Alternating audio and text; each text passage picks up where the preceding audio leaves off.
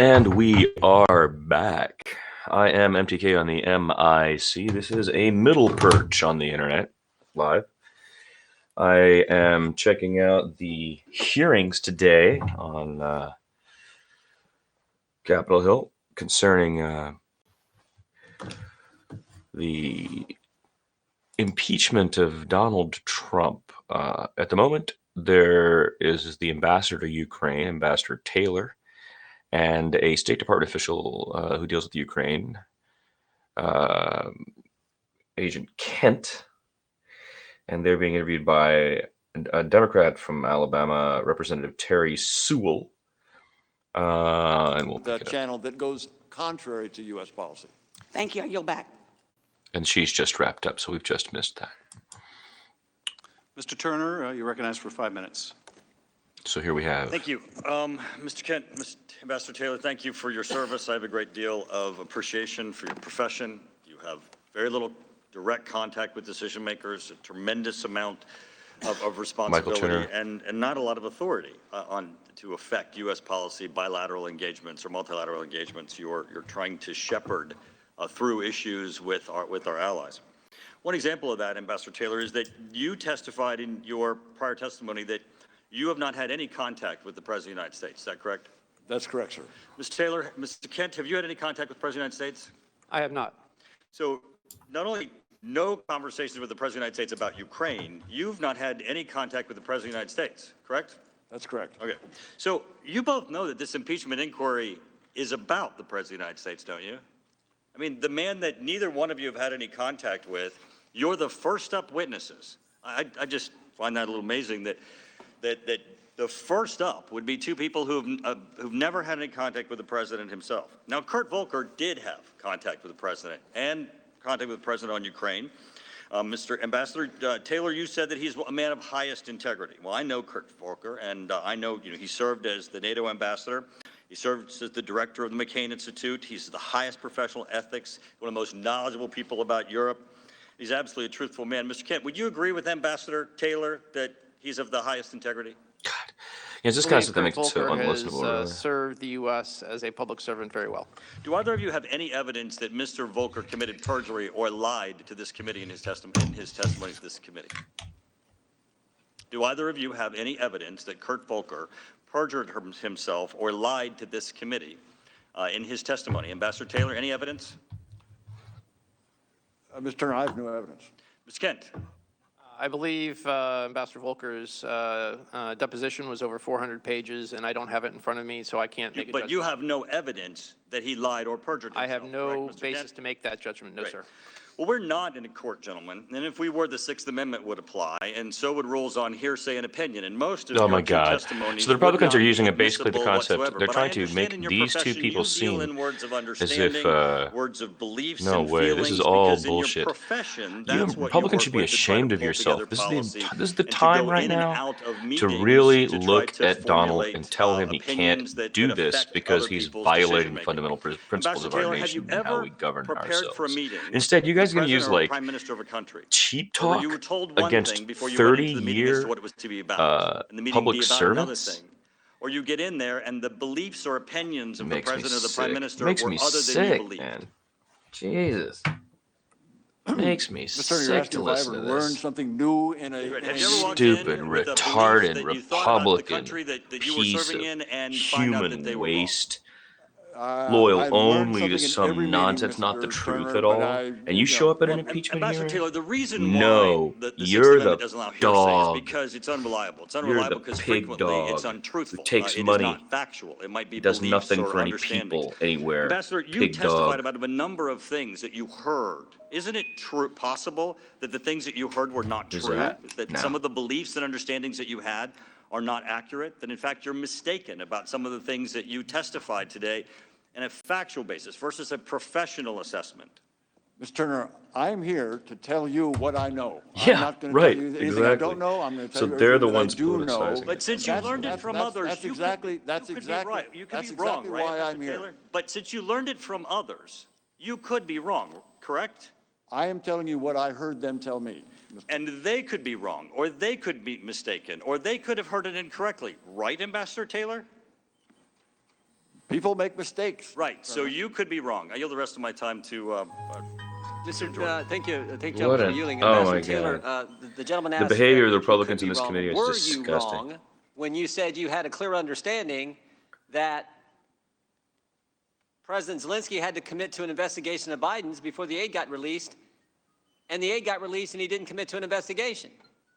Mr. I was not wrong about what I told you, which is what I heard. That's all I've said.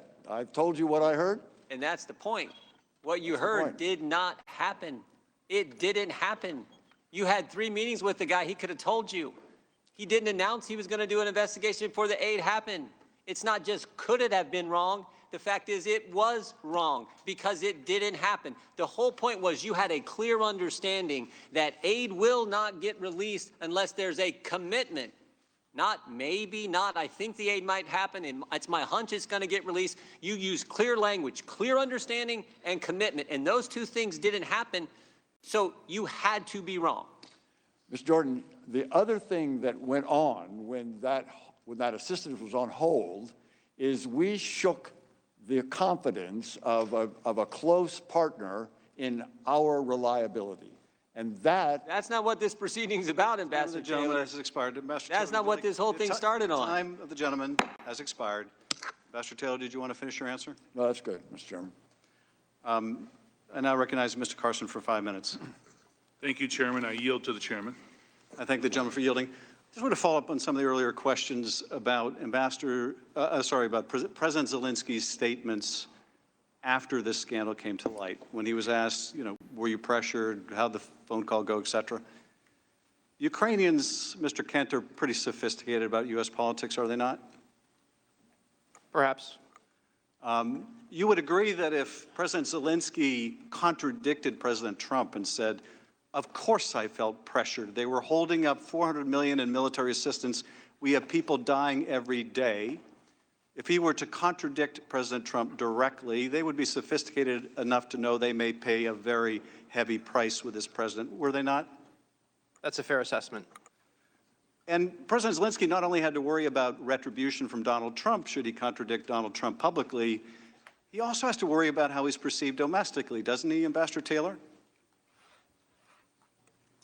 President Zelensky is very sensitive to the views of Ukrainian people, who indeed are very attentive to Ukrainian U.S. politics, yes. And so if President Zelensky were to say, I had to capitulate and agree to these investigations, I was ready to go on CNN until the aid got restored, that would obviously This is going to be get hurtful to him so back home, would it not? gross.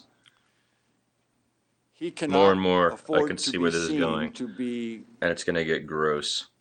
That's what we know. deferring to any foreign leader. He is very confident in his own abilities, and he knows that the Ukrainian people expect him to be clear and defend Ukrainian interests. Mr. Carson. Thank you, Chairman. My colleague touched briefly on the campaign to remove career diplomat Ambassador Ivanovich. Mr. Kent, you stated in previous testimony that you were aware of the, quote, campaign of slander against the ambassador in real time, which basically unfolded in the media. Where do you understand this misinformation campaign was coming from, and who was essentially perpetuating it? To my understanding, the then Prosecutor General of Ukraine, now ex, Yuriy Lutsenko, met Rudy Giuliani in New York on a private visit in January. They had a second meeting in February, and through the good offices of the former mayor of New York, Yuriy Lutsenko gave an interview to John Solomon, then of The Hill, in early March, and the campaign was launched on March 20th. A corrupt Ukrainian prosecutor gave an interview to a reporter in the United States and made claims that the ambassador provided officials with a, quote, do not prosecute list. Sir, do you have any reason to believe this is true? I have every reason to believe it is not true. What was the reputation of the man who made these allegations, sir? Yuriy Lutsenko was a politician of long standing. He had been Minister of Interior after the Orange Revolution. The U.S. Embassy had good relations with him for years. He was imprisoned by President Yanukovych, came out, was elected majority leader of Poroshenko, the then president's party, and then became prosecutor general in the spring of 2016. What was your experience with Ambassador Ivanovich? Was she working hard to combat corruption in Ukraine, sir? She was dedicated, as is every U.S. government official in Ukraine, to help Ukrainians overcome the legacy of corruption, which they actually have made a number of important steps since 2014. So in fact, before all of this happened, you and your superiors at the State Department asked the ambassador to extend her time in the Ukraine, correct, sir? That is correct. Did you support her extension? I asked her to extend until the end of this year to get through the election cycle in Ukraine, and then Undersecretary Hale in March asked her to stay until 2020. Now, some in Ukraine probably disliked her efforts to help Ukraine root out corruption. Is that correct? As I mentioned in my testimony, you can't promote principled anti-corruption action without pissing off corrupt people. Fair enough. Now, some of those people helped Giuliani smear her, did they not? They did. So ultimately, that smear campaign pushed President Trump to remove her, correct, sir? I cannot judge that. What I can say is that Rudy Giuliani's smear campaign was ubiquitous in the spring of 2019 on Fox News and on the internet and Twitter sphere. So Ambassador Taylor and Mr. Kent, in all of your combined decades at the State Department, have you ever before seen an instance where an ambassador was forced out by the president following a smear campaign of misinformation orchestrated by the president's allies? I have not. Nor I. Mr. Chairman, I yield back.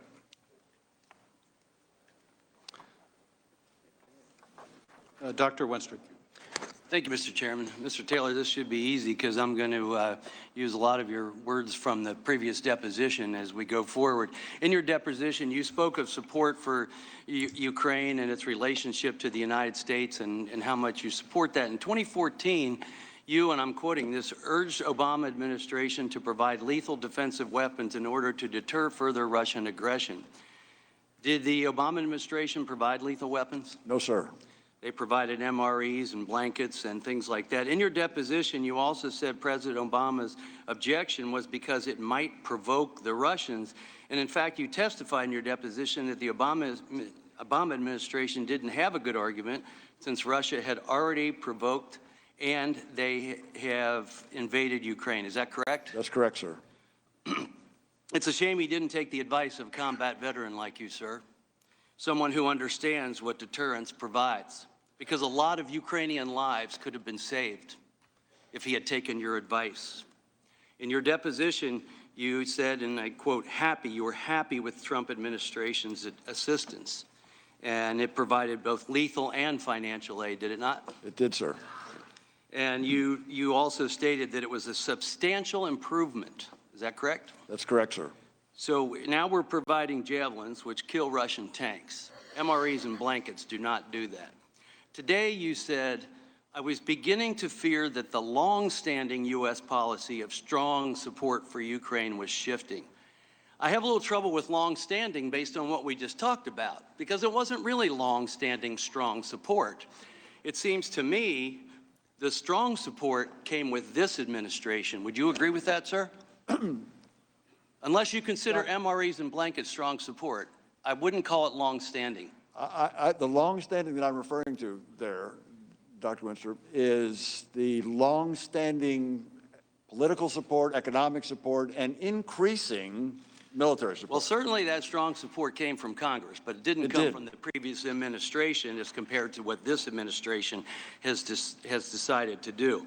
The strong support came with this administration, not the Obama administration. And maybe now we understand what President Obama meant when he told Russian President Medvedev that he'd have more flexibility after his election.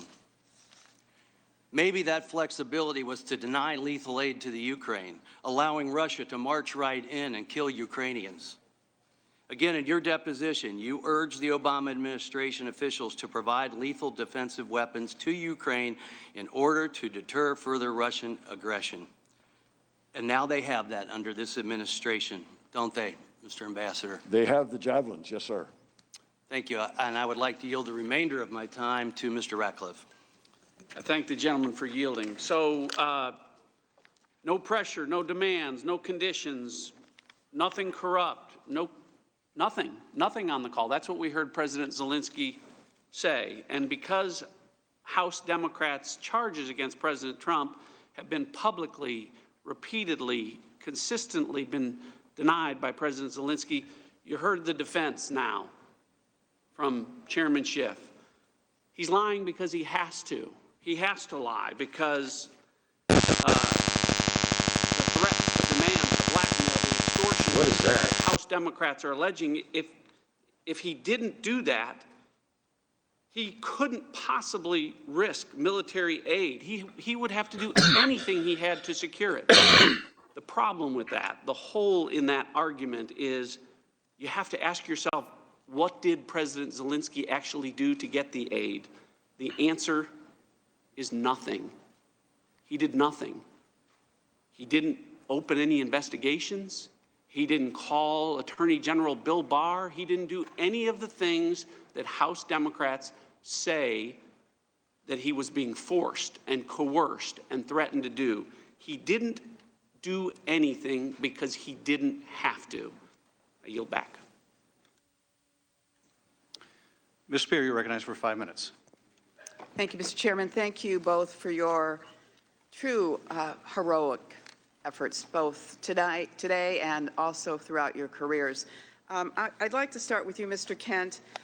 In your testimony, you said that you had, in mid-August, it became clear to me that Giuliani's efforts to gin up politically motivated investigations were now infecting U.S. engagement with Ukraine, leveraging President Zelensky's desire for a White House meeting.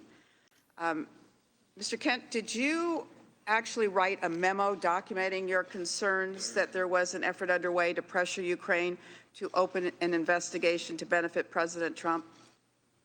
Yes, ma'am. I wrote a memo to the file on August 16th. But we don't have access to that memo, do we? I submitted it to the State Department subject to the September 27th subpoena. And we have not received one piece of paper from the State Department relative to this investigation. Both of you have made compelling cases of the importance of Ukraine to Europe, That's obstruction, the man. 70 years of peace, the benefit that it has to the United States national security, and our goal to continue to support sovereignty of nations. Meanwhile, Russia is violently attacking people in Ukraine in the Donbass area. So withholding military aid, does that weaken Ukraine? Well, I think it sends the wrong signal, and it did for a short period of time. Again, the assistance from the FY19 was released and is in the process of heading towards Ukraine. Does it embolden Russia when there was no aid being sent to Ukraine?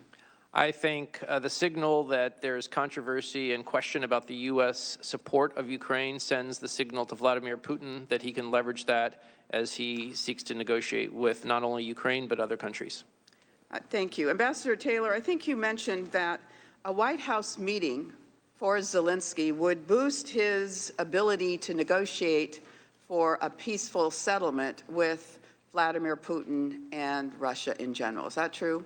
Ms. Spear, it's certainly true that that U.S. support for Mr. Zelensky, President Zelensky, in his negotiations with Russians is very important, and will enable him to get a better agreement with that support from the United States, both from the military assistance, but also just from the political assistance that we can provide. But he has not yet had that White House meeting, has he? He has not. I think it's ironic that Soviet-born Lev Parnas, who has now been indicted, had a meeting with the president in the White House after participating in a number of campaign events for the president and contributing $325,000 to the president's PAC. So maybe it's actually the requirement that you give money to the president's PAC in order to get that meeting at the White House. Ambassador Taylor, is it true that the prosecutor general now has opened an investigation in Ukraine? Ms. Spirit, the new prosecutor general that President Zelensky has appointed is indeed investigating crimes in general. Is that your question? Yes. But Yes, is he, he is in office and is investigating criminal activity. has he specified what investigations he's undertaken? No. He has not.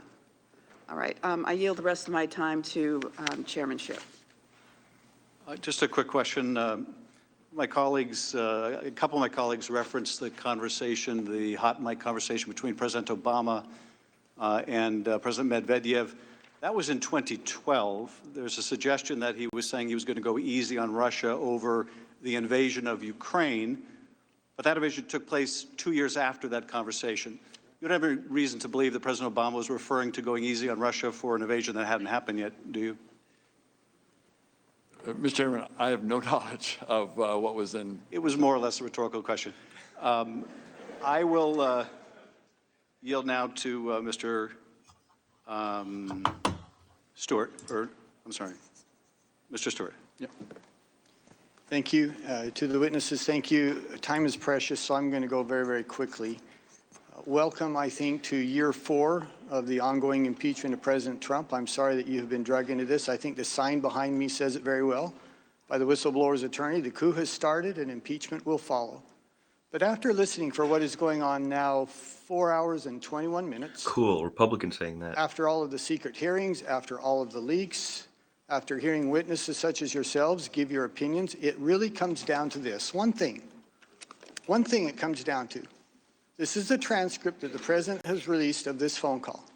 There is one sentence, one phone call. That is what this entire impeachment proceeding is based upon. And I got to tell you, if your impeachment case is so weak that you have to lie and exaggerate about it to convince the American people that they need to remove this president, then you've got a problem. And the American people have been lied to again and again on this. We first heard a lot about quid pro quo. And then many people realized that was meaningless. So they said, well, let's go for the fences then. Let's talk about extortion. Let's talk about bribery. Let's talk about cover-up and obstruction, for which there is zero evidence of any of that. We heard a characterization of the president's phone call that was so outrageously inaccurate, it had to be described as a parody. And none of those things matter. None of it matters. It comes down to this. We appreciate your insight. We appreciate your opinion. But all you can do is give your opinion of this one phone call. Let me ask you, gentlemen, both of you have said here today, you have testified, corruption in Ukraine is endemic. Would we agree on that? Simple question. Problem is, isn't it? It's a problem, and they're taking steps to address it. Okay, earlier in the hearing, both of you said, use the word endemic or agreed to it. It's in the courts, it's oligarchs, it's prosecutors, it's everywhere. And I think we can also agree that that's not the only place in the world where we experience and see corruption. There's dozens and dozens of nations around the world that are steeped in corruption. Would you agree with that? Mr. I would say that there's corruption in every country, including ours.